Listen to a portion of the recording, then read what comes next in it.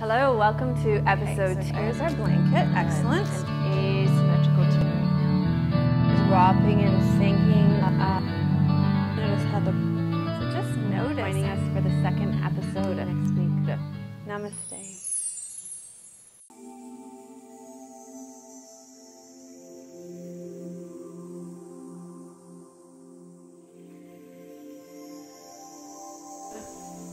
Hello and welcome to episode 34 of Namaste Yoga. Thank you so much for joining us this week. I love sharing this yoga with you each week, and I do appreciate you all tuning in each week. I want to say a special thanks to one of the people who donated to Namaste Yoga this week. A special hello and thank you to Kathy Finn. Kathy Finn has done work with me for a long time on a long distance basis, and I just really appreciate her donation, and I'm sure glad that she's enjoying Namaste Yoga. So thank you, Kathy. And for any of you that wanted to donate, you can just go to melissawest.com, and right on the homepage, it's right there. You can click on the donate link there. And the donations really allow us to keep the quality of the podcast really high, as well as improve the quality. There are some technical things that we'd like to do that are going to cost a significant amount of money to invest in to be able to bring it to you at a higher level. So those really help us with our productions costs. So thank you so much from all of you that donate to Namaste Yoga. So today we have my friend Lurleen Anderson with us from organizeyourworld.ca. Great to have you back, Lurleen. She's becoming a regular.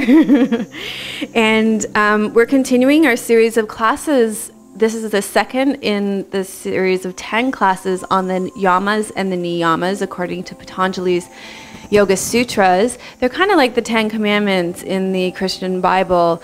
They're the ethical principles by which we can live our lives, choose to live our lives. And we started last week with episode 33 on ahimsa, and I do encourage you, if you haven't already done that class, to go back and have a look at it. This class can stand alone, but it would be great for you to have a chance to experience all the yamas. So this week we're working with the second yama, the second ethical principle, Satya, which is truthfulness. So go ahead and rest back. Truthfulness, sincerity, integrity, all those things describe Satya. And I'm going to start with a little kind of skit. I want you to imagine two women at a cocktail party, and in fact it's called When They Revolutionized Cocktail Parties. And this little dialogue between two people, I think it's just such a great representation of Satya, of truthfulness, and really getting to the core of truth. So the first woman says, "Hello, what are you afraid of?" And the second woman says, "Death." "Me too." "When you hear a Mahler symphony?" "No, when I wake up at night." "Me too." "Nice meeting you." "Same here." And I think this is just such a great example of an interaction where Satya is present, where the thoughts, the words, really line up with each other in integrity. So, how many times do we have conversations with other people where, "Oh, how are you doing?" "Oh, I'm great." And, really, you're not great. So I just thought that was a great example of Satya. Because Satya really occurs when our thoughts and our words and our actions are consistent with one another. So I want to begin with another poem that you also probably have heard before. It's a very famous poem by Rumi, and it's called The Guest House.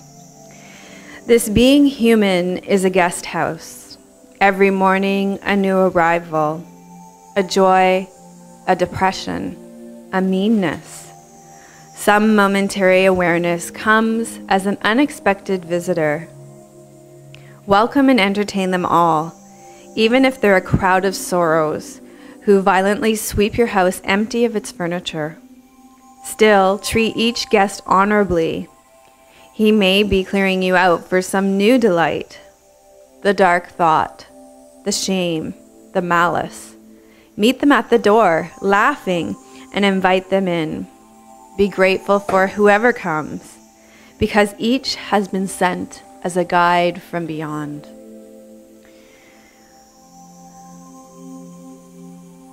So when we practice Satya, it's like this poem. We meet all the visitors at the door. We meet the truth of our body, the truth of our thoughts, our emotions, our spirit, and we invite it all in.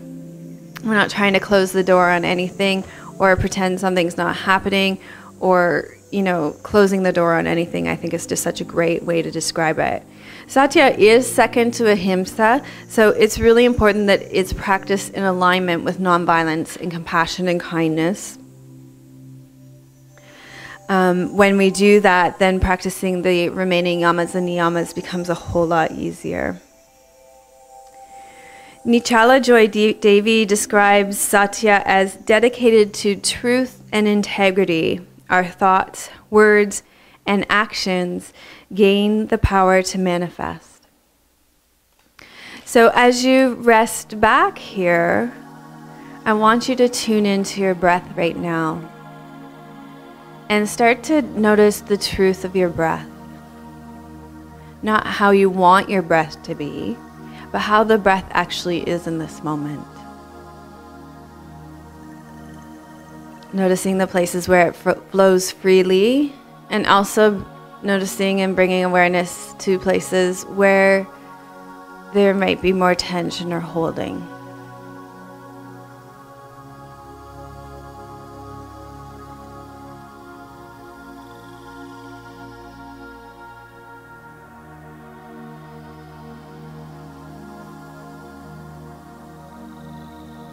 And then tune into your body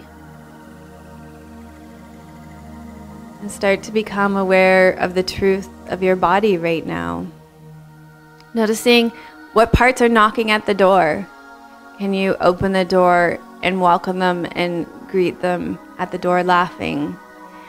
So, I think there's sort of two ends, and we'll talk about this a lot in our practice today, the kind of two ends of the spectrum of avoiding truth in our bodies.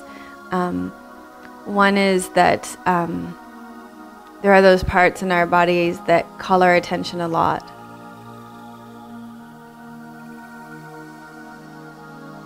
And sometimes we try to pretend they're not happening.